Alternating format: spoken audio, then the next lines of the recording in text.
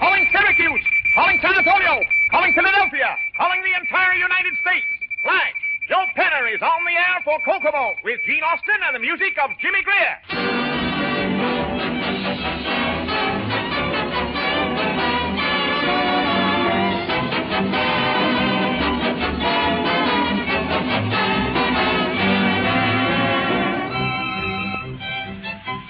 You get up in the morning more tired than when you went to bed, your eyes red-rimmed from lack of sleep, your whole body crying out for rest? Well, then why not do as thousands of men and women all over America are doing? Try drinking Coco Malt hot each night before retiring. Why, you'll find this scientific food tonic helps you get hours of sound, natural, drugless sleep. Coco Malt is delicious. It's easy to digest. And remember, it supplies essential nourishment which helps to restore your strength and energy. So don't spend another night in sleepless torment. Try Coco Malt hot.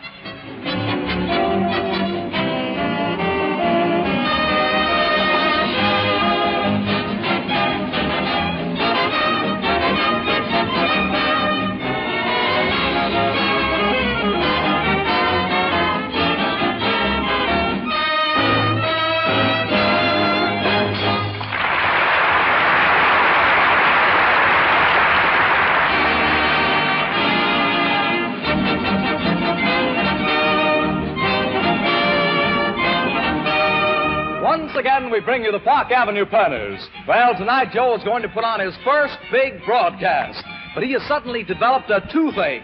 So now at the dentist's office, we find the black sheep, Joe Penner.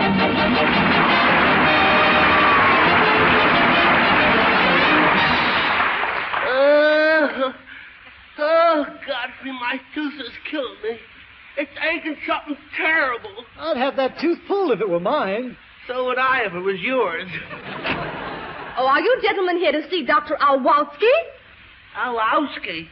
I wonder if there's anything in the name. My good woman, is the dentist in? No, he's out having a tooth pulled. Well, why doesn't he pull his own teeth? He charges too much. Now, which tooth is bothering you? Is it in the front row or in the back row? It's in the balcony.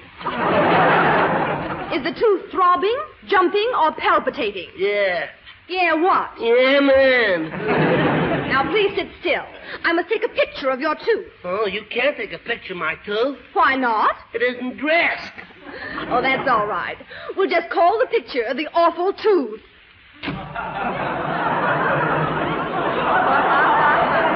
Oh, doctor, you're just in time. I have a patient for you. Well, get off his lap and let me look at him. Now, what tooth do you want pulled? Well, first, let me ask you a question.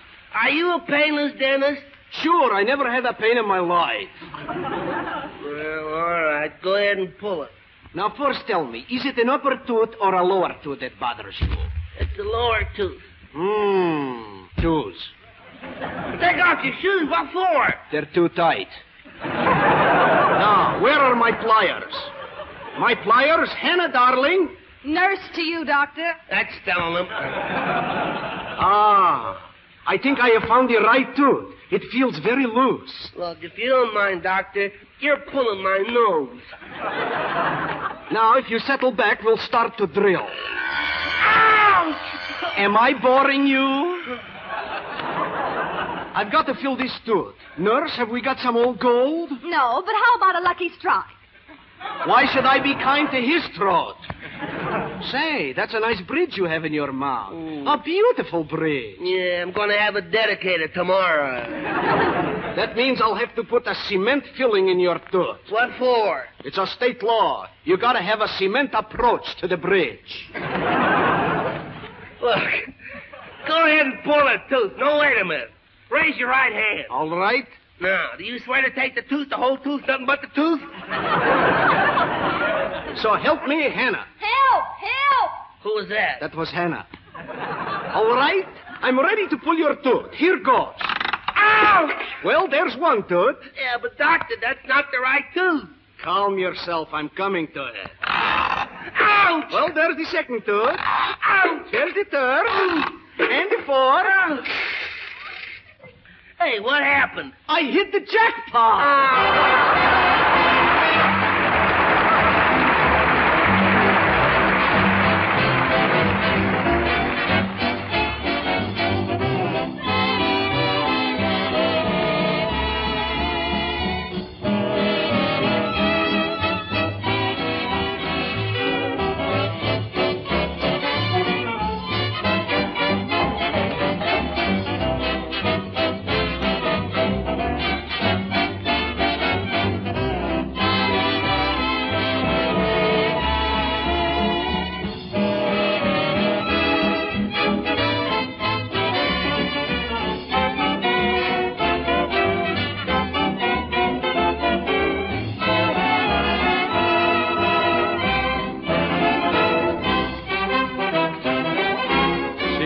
She's blonde, she's 19, she's Julie Gibson, and she sings.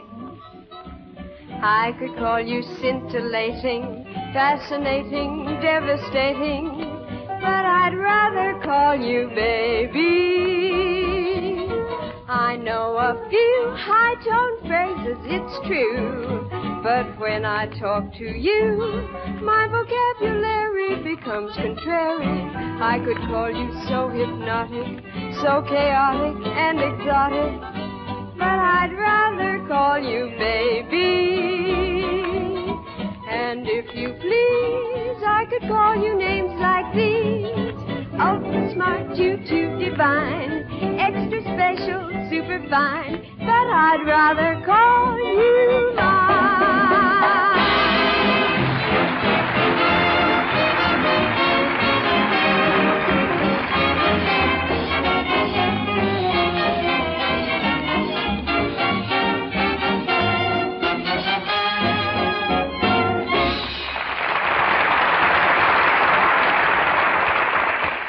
Godfrey, how do I look after my trip to the dentist? I can't say, sir. You can't say. Why not? It would only break up a beautiful friendship. That's a fine way to talk to me on the night of my big broadcast. Why, half the country is waiting to hear my voice. I represent the other half. Oh, yeah? And that's not all. In your snooty disregard for nicer things, you've forgotten that this is my birthday. Oh, no, I didn't. I thought of your birthday while I was having breakfast this morning. You did?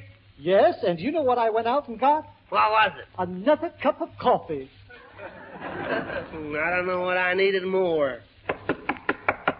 I beg to announce it is your manager, Mr. Droopsnoot. Hello, Joseph, my lad. Hiya, Droopy. Well, Joe, this is the night of your big broadcast. How do you feel after your trip to the dentist? Oh, I feel fine. Just look at my face. That's not in my contract. I'm snubbing you. I don't know why everybody's so mean to me on my birthday. I didn't forget your birthday, Joe. Not J. Dudley Droopsnoot, your best friend at $100 a week. Oh, then you didn't forget. Why, of course not. I was sitting in my office this morning, and suddenly it came to me, this is Joe Penner's birthday. And you know what I went out and got? A cup of coffee. Yes, and 3 donuts. There's somebody at the door, sir. Well, if it's another cup of coffee, I'm not in. Hello, Joey, dear. Susabella, my sweetheart. What brought you here? A little yellow kitty car. Wow! Gee, I don't see how you men can stand it in here. It's so stuffy. Godfrey, turn off the heat. Oh, it isn't the heat. It's the humidity. You mean humidity?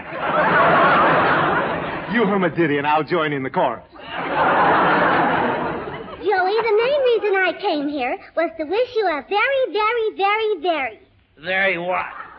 Very soon I'll think of it.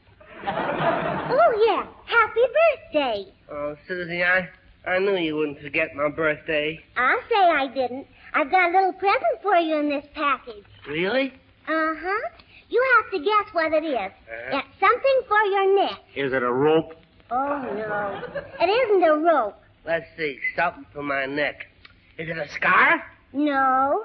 Is it a necktie? Oh, no. And it's for my neck. I give up. What is it? A bar of soap.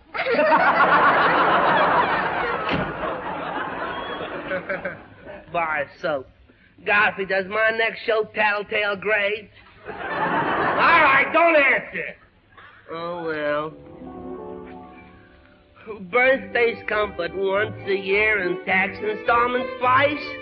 But I think that birthdays are really twice as nice. It's not the presents or the cake that fills my heart with cheer, but this very happy thought that I get once a year. Oh, when you're 1 year older, you're 1 year nicer and 1 year happier too. And when you're 1 year older, you're 1 year wiser and know a lot more things to do. Every year brings new thrills and new faces. Each birthday means that you're going places. 'Cause when you're 1 year older, You're 1 year kinder. So many happy birthdays to you. Oh, when you're 1 year older, you're 1 year smarter, you're 1 year friendlier too. And when you're 1 year older, you're 1 year richer in friends and thoughts that are true. Birthdays are milestones on life's boulevard, and as we look back, why, the road's not so hard, 'cause when you're 1 year older and 1 year stronger, so many, many happy, many happy birthdays to you.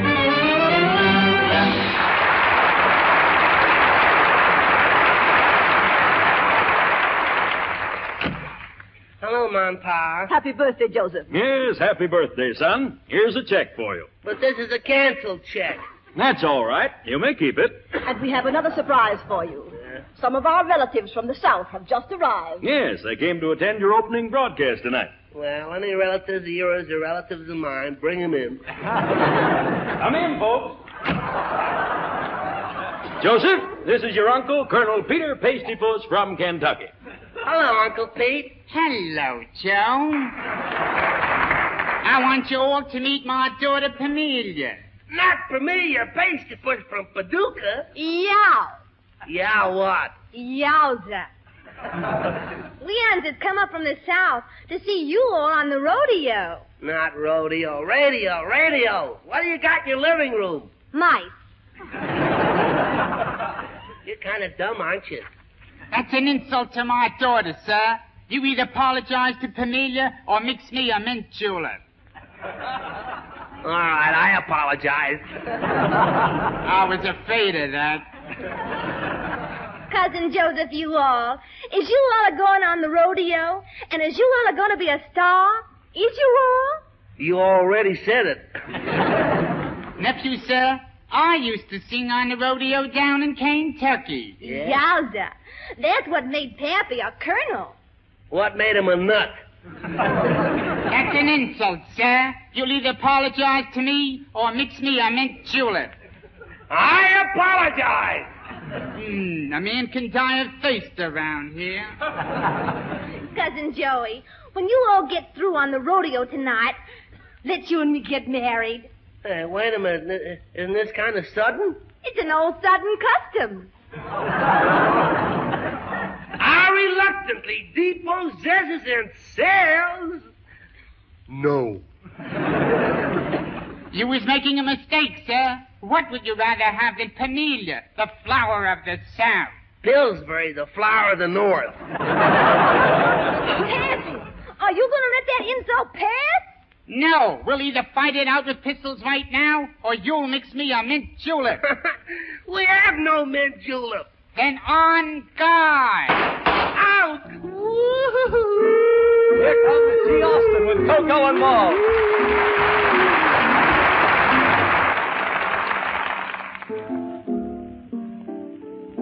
If it's the last thing I do, I'll make you mine.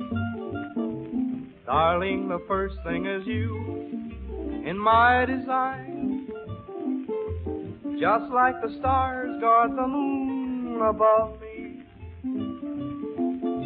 that's just how I'll guard our love. So love me, please love me.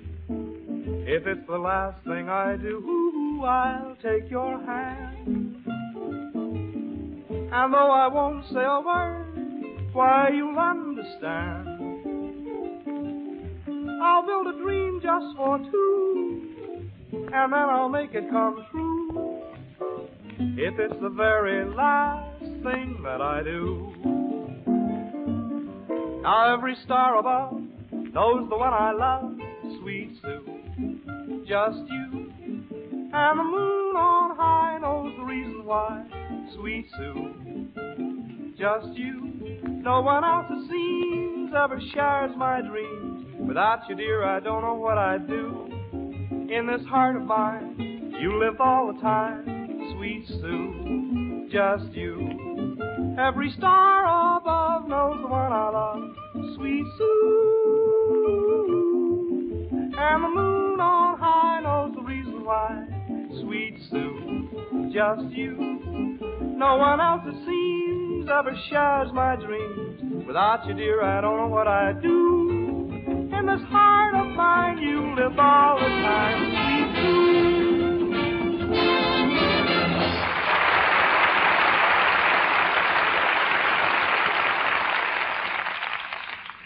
Mothers, are your children tense and high-strung? Are they growing fast, but not filling out as you would like them to? Now, very often this means that they're not getting all of the food essentials they need. Now, maybe they're not getting enough iron in their food to give them rich red blood. Maybe they're not getting enough calcium and phosphorus for healthy nerves and sound bones and teeth. Well, maybe they're not getting enough carbohydrates for energy. Well, Coco Malt is rich in all of these vital food essentials. That's why thousands of parents all over America give their children Coco Malt regularly. That's why thousands of physicians recommend it. That's why Coco Malt has been used in many hospitals and schools and found to be highly beneficial. So just try adding Coco Malt to your children's diet for at least 1 month. See if it doesn't help them as it has helped so many others. Don't put it off. You get a can of Coco Malt tomorrow.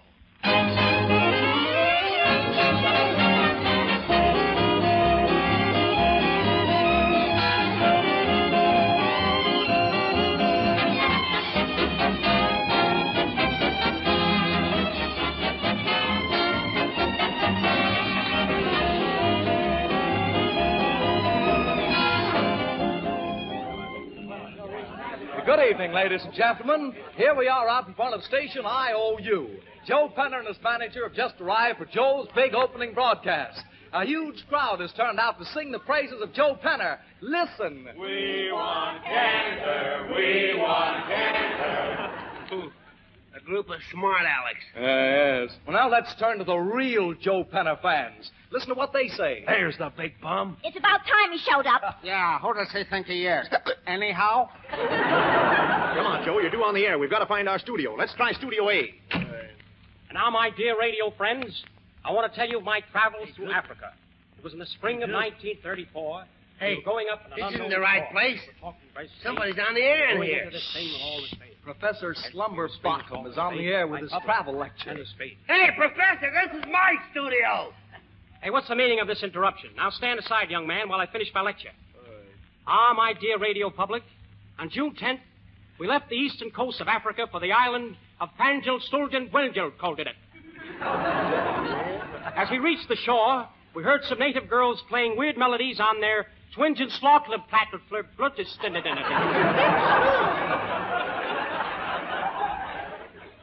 As we reached the shore, we heard them again, but we stayed there overnight. Next morning, we set out for the interior. In the midst of the jungle, we saw some very peculiar people. Some bulger some banjan folder grandel and some pygmies. Well, I've heard of pygmies. The pygmies were dancing around the campfire holding their stomachs. Well, why were they holding their stomachs? They couldn't get anybody else to hold them.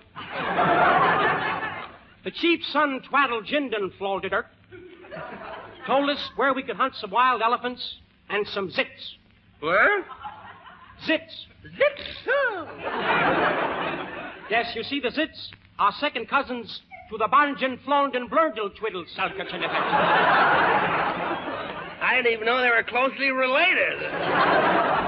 We also ran into a very wild herd of some Bandin Twilkil Lostil Flappatolditadats.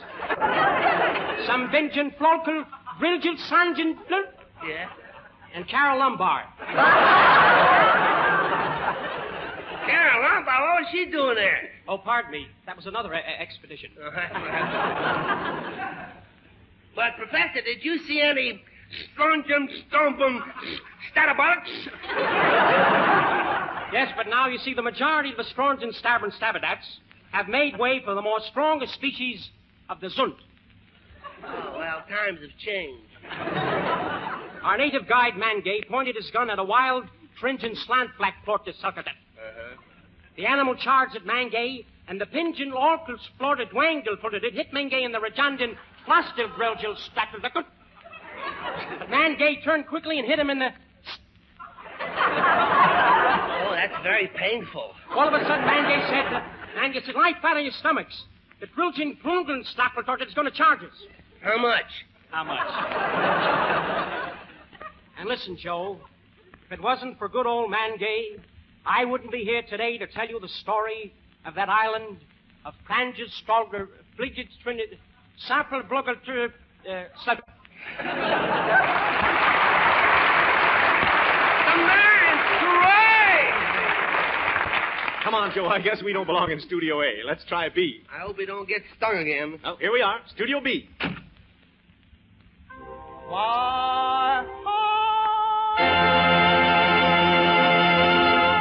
That was Kenny Baker, folks, singing the title song from Mr. Todd's on a Tear, accompanied by Phil Harris. And now Don Wilson. Pardon me, but I'm What's the meaning of this interruption? Can't you see I'm rehearsing my program? Well, I'm supposed to use the studio tonight. I'm Joe Penner. Oh, yeah? Well, I'm Jack Livingston. I mean Benny. Since my wife's in the movies, I don't know who I am.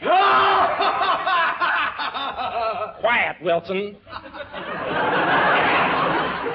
Gee, Mr. Drewster, this is Jack Benny. Oh, I know Jack very well. I used to run a clothing store in Waukegan. I pay that bill. Now, if you gentlemen don't mind, I've got to rehearse my jokes. What jokes? Wilson, you're paid to laugh at me. Mr. Benny, maybe you can tell me... Listen, do me 6 delicious favors and get out of here. Mr. Benny's a nice man, isn't he? Yes, but this isn't getting you on the air. We've got to find our studio. Here, let's try this Studio C. And now that Harry Von Zell has told you about the smile of beauty, we now present the mighty Allen Art Players. Listen, Fred Allen, I'm supposed to be using the studio. Is some heckler taking my name in vain, or did something crawl out of the woodwork?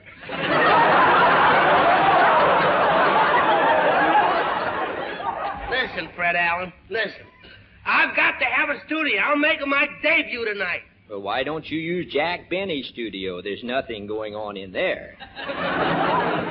I just came from Jack Benny's studio. Have you been fumigated? Look, I'm going to be a big radio star just like Jack Benny. Young man, you have no ambition. What's Jack Benny got that I haven't got? Mary Livingston. Oh, but I've got Portland Hoffa. Well, Benny's got Phil Harris in his orchestra. I've got Peter Van Steeden. Oh, Benny's got Don Wilson. Von Zell can be taught to laugh. Listen, I heard what you said, Fred Allen. Oh, Mr. Benny. We've got to put up the screens. They're coming in the window. Quiet, Wilson, you traitor. That's for you, Mr. Allen. Why must you always talk behind my back? Why don't you come out in the open? I'd like to be out in the open now. You're no company in a closed room. Look, listen, Jack and Fred, you shouldn't fight like that. Quiet. It's making us money.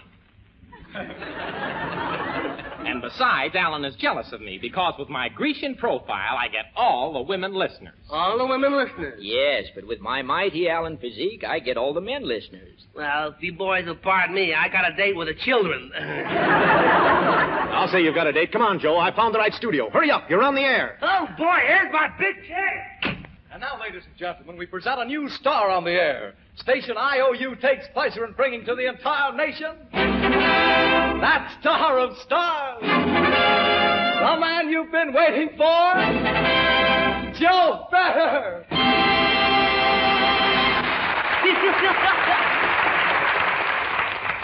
Thank you very much, ladies and gentlemen. I don't know what to say as Why, what's the matter, Joe? I forgot my script.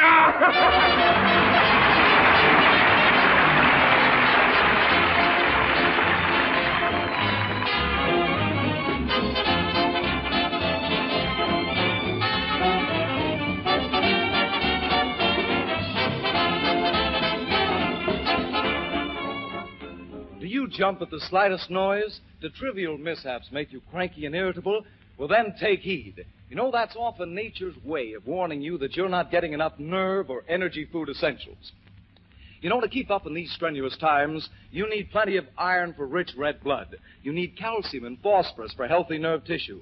You need plenty of carbohydrates for energy. That's why millions of men and women drink Coco Malt at meal times or at night before retiring. You know, for Coco Malt is rich in these important food essentials that your system requires. So help yourself to new pep and energy. Start drinking Coco Malt regularly. It's delicious, hot or cold. Gee, Jackson, that was great. Let's give him a big hand, folks. That was great. Thanks very much, Joe. You know something, Jackson? I love the way you read that commercial.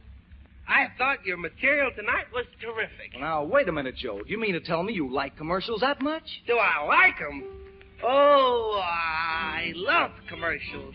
Commercials, commercials. I love to hear commercials and all the things they say. I love to hear announcers talk about the sponsors, and then I listen in to find out what they give away. I love commercials. Commercials, commercials. I love to hear commercials. They do something to me. I tune my set way down until the very end where there's the thrill. For then when I pick up my ears and clap my hands and glee, at home my mother tramples on heaps and piles of samples I've written in for every kind of thing. Oh, the things we have been trying save us money, bills, and buying. For I love to listen to commercials. I send in bottle tops, package tops, box tops, can tops, just plain tops, coupons, wrappers, lids of labels, cartons, tags, legs off tables. And my hands are getting sore using lotions by the score, while my face looks like it's fried from the razor blades I've tried.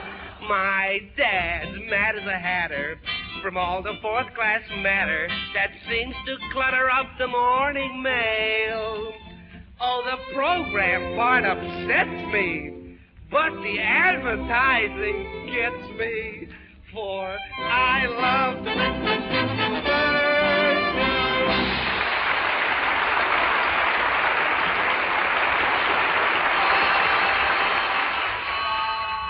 I'm just a little black sheep, ba, ba, ba. Well, ladies and gentlemen, before I go, I'd like to give my thanks to a lot of people out in South Dakota. You see, it's like this. The American Legion and the 40 and 8 Club of Mitchell, South Dakota, have just finished a real job. That job was to take my Doug Goo-Goo II on a big personal appearance tour. The whole idea was to raise money for the Mitchell Iron Lung campaign, to buy an iron lung to treat infantile paralysis. You know, more than 100,000 people saw the duck and thousands of dollars were raised. Again, I say to South Dakota, thank you very much, and good night, everybody. Good night, Harriet and George.